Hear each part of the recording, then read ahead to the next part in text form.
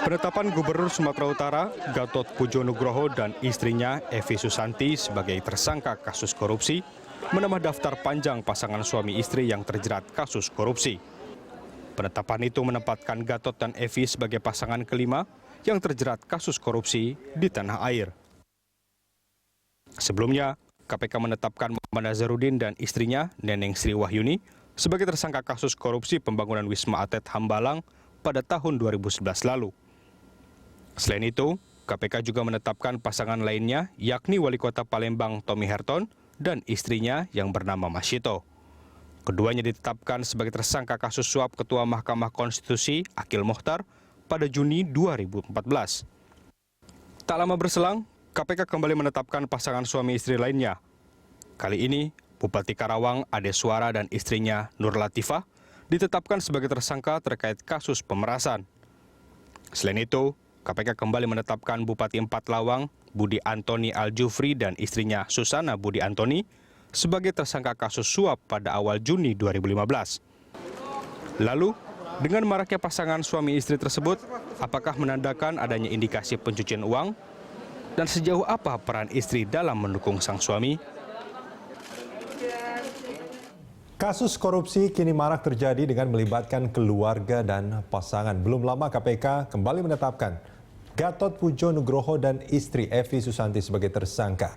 Penetapan itu menjadikan keduanya sebagai pasangan kelima yang masuk dalam daftar hitam KPK. Untuk membahas hal ini sudah hadir di studio Berita 1 pakar pencucian uang Yenti Garnasi, dan kami juga mengundang Anda memberikan komentar lewat SMS ke 0811 833 5551. Anda juga bisa menelpon melalui nomor interaktif di 02152900 atau 02152900 Saya langsung ke Bu Yenti dulu. Ini Bu Yenti, kalau kita bicara soal istri pejabat, kok banyak sekali ya, kalau ya saya nggak tahu, kalau nanti kita tampilkan grafiknya beberapa istri pejabat yang juga tersangkut kasus korupsi. Apakah memang ini satu modus yang apa istilahnya mungkin mudah dilakukan dalam proses apa istilahnya pencucian uang, korupsi atau apapun itu sebetulnya seperti apa Bu Yanti?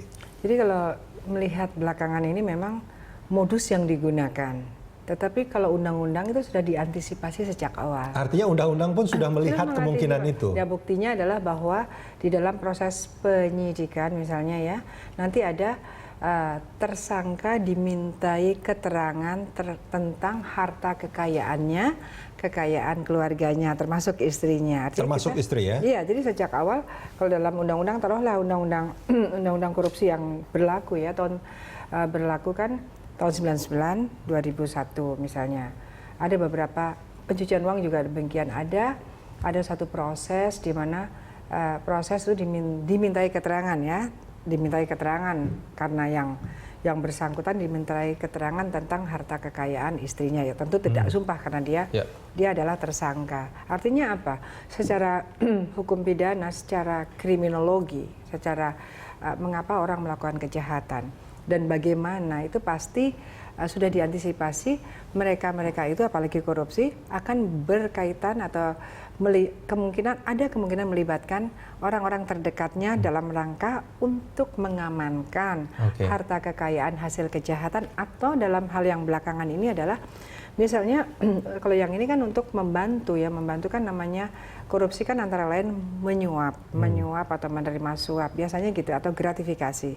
Jadi kalau ada orang luar boleh ya, siapapun menyuap pejabat, menyuap pejabat publik atau PNS, itu kan korupsi jadinya. Jadi untuk hal supaya aman itu dia tidak menerima sendiri, tetapi lewat istrinya. Hanya permasalahannya kan di jadi sini. Alat dong ya itu ya? Jadi alat, atau karena nantinya sama-sama menikmati kan, ya kan gitu ya. Kalau kena pencucian uang kan sama-sama menikmati. Hanya permasalahan di sini adalah belakangan kan ada, artinya apa? Sebelumnya para bapak-bapak itu ya, pejabat-pejabat itu menurut saya tidak tega melibatkan keluarganya. Oke. Iya kan, paling orang lain terdekat ya orang lainnya, bisa juga sekretarisnya, drivernya, supirnya, biasanya orang-orang dekat itu yang suka. Makanya pertama kali kan pasti diperiksa yang mereka-mereka itu yang kemungkinan tahu dan lain sebagainya.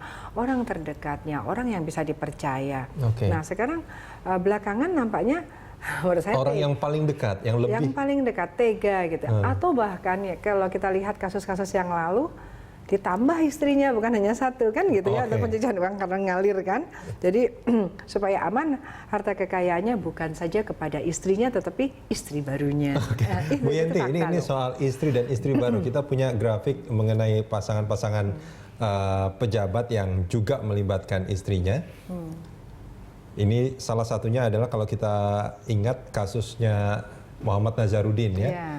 Korupsi pembangunan sport center, ini maksudnya sport center Hambalang yang melibatkan istrinya Neneng Sri Wahyuni. Ini kalau dalam kasus ini memang tidak ada istri muda ya. Tidak ada. Tidak ada istri muda.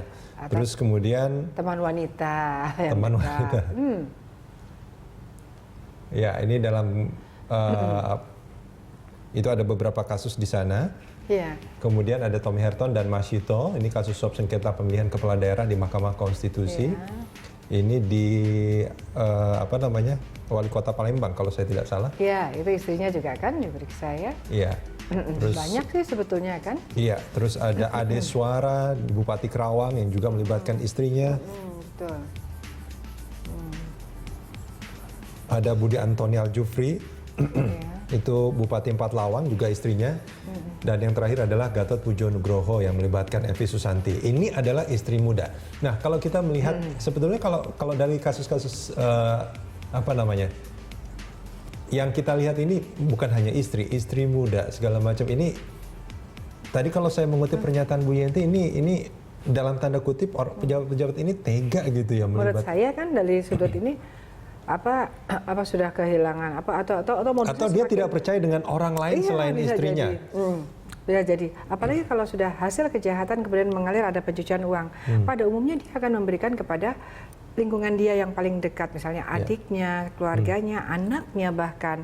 Dan itu sudah bergulir di pengadilan-pengadilan yang mana saya hadir untuk kejahatan money launderingnya dari kejahatan asal apapun, itu ada yang adik iparnya, kalau pelakunya perempuan melibatkan suaminya gitu, atau orang terdekatnya yang mereka pikir ini kan mereka pasti karena dekat pasti aman, dia tidak akan bicara gitu. Maka apalagi kalau dalam hal pencucian uang sudah diberikan pasal pasif tadi, siapapun yang menerima. Ditanyakan kepada saya, masa tega-teganya istri yang menerima juga kena pencucian uang? Kalau tidak, ya itu menjadi modus. Apalagi sekarang jelas-jelas bahwa mereka menurut saya ada tren tega gitu. Iya dong, karena ketika kasus itu terungkap dan kemudian ada beberapa yang sudah terjadi dan kemudian dipidana, bapak dan ibu dipidana kan, itu bagaimana anak-anak gitu. Iya, ini Bu Yenti, kalau saya agak lupa persisnya kapan, tapi beberapa tahun yang lalu itu ada semacam kecenderungan pejabat nanti yang dipilih itu perempuan saja karena perempuan lebih bisa dipercaya, lebih reform gitu ya. Terus nanti arahnya kepada Sri Kandi 9 ya. Iya. Tapi nampaknya kalau kita melihat dari kasus korupsi ini nampaknya ya istri-istri perempuan ini juga bukan hanya menikmati, tapi juga kalau kita melihat kasusnya Pak Gatot Pujo Nugroho itu juga turut kalau kita melihat dia yang berhubungan dengan para pengacara itu. Begini. Jadi dalam hal korupsi dan pencucian uang atau korupsi atau kejahatan lain, terutama korupsi, kita pertama harus tahu bahwa jarang sekali korupsi dilakukan sendiri. Itu gampang sekali ketahuan kalau korupsi sendiri. Pasti dia melibatkan orang lain. Pasti melibatkan ya? Hampir pasti melibatkan. Karena korupsi sendirian dengan cara menggelapkan sulit ya. Penggelapan itu juga kalau menggelapkan ada keuangan negara berarti masuknya jadi korupsi. Itu jadi ini juga harus masyarakat pahami betul, terutama calon-calon bupati, calon-calon wali kota ya. Jadi jangan seperti sekarang akhirnya anggaran tidak terserap karena mereka takut terlibat korupsi. Maka pahami dulu yang namanya korupsi itu apa, ada di pasal 2, pasal 3, pasal 5, pasal 6. Nah mestinya calon-calon itu memahami juga. Jadi bukan karena kalau dia merasa bersih daripada karena nggak paham jadi nggak berani anggaran jadi tidak terserap. Kalau menurut Bu Yanti sendiri, ini dari beberapa contoh yang tadi sudah disebutkan, itu mereka sebetulnya paham tidak bahwa apa yang dimaksud dengan korupsi dan apa yang dimaksud dengan pencucian uang? Ada yang paham, tapi ada juga yang tidak paham. Menurut saya tidak paham betul. Artinya, misalnya ada beberapa ya bahkan ya kemarin yang tingkat-tingkat tinggi itu kan hanya tanda tangan. Loh, tanda tangan itu kan yang menyebabkan dengan tanda tangan yang paling tinggi, pejabat yang tinggi kemudian menyebabkan uang negara bocor. Tentu saja itu menjadi pelaku walaupun dia mungkin tidak menginginkan, tetapi kan direcokin oleh bawahan-bawahannya. Nah ini mereka kan harus paham sebagai orang yang paling tinggi. Saya kembali kepada tadi ya bahwa, nah dalam hal korupsi itu tidak mungkin sendiri. Nah ini ternyata kali ini atau mungkin juga sebelumnya kalau ada ya, bahkan juga ada kan kepala daerahnya justru yang korupsi yang perempuan dong, gitu kan, ada juga kan. Nah, jadi kita bukan berarti perempuan juga semua baik dan laki-laki semua buruk juga kalau jadi pejabat. Tapi saya berharap Sri Kandi 9 ini akan memilih pimpinan KPK adalah orang-orang yang Insya Allah akan... itu baik ya.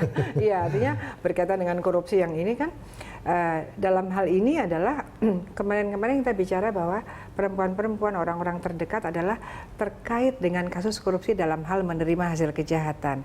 Tapi dalam hal ini menerima saja walaupun dia tidak tahu, itu patut diduga bahwa dia sepanjang dia patut diduga dia akan terlibat. Kalau dia tahu, kalau dia tidak tahu belum tentu dia terbebas. Tetapi karena kalau dia juga tidak tahu dan dia juga tidak patut menduga, berarti dia tidak terkena undang-undang pencucian uang.